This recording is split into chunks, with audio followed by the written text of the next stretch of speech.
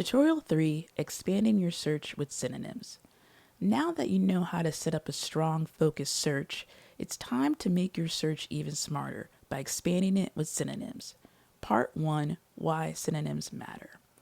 When you're doing research, different authors or organizations might use slightly different words to talk about the same concept. If you only search for one word, you might miss valuable information. For example, if you're searching for cancer, you should also think about oncology.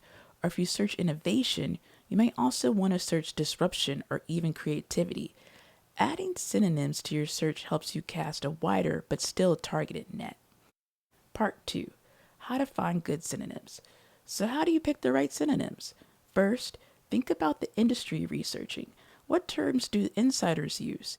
Second, look at a few early search results. Sometimes you'll notice alternative words you hadn't thought of.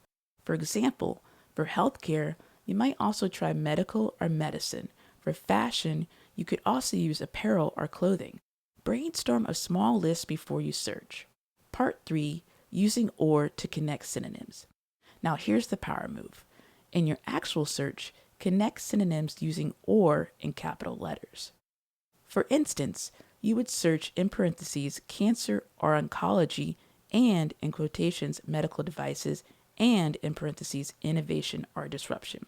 This tells Google I'll accept either of these words, cancer or oncology, but I want them connected to the other parts of my search. It's a simple logic, but it dramatically increases your chances of pulling in the best, most complete set of results. So remember, don't stop at just one word for each key concept. Expand with synonyms and connect them using or to keep your searches both broad and strategic. Next up, we'll see how to make your searches more impactful by adding trigger words that guide Google towards exactly the kind of content you need.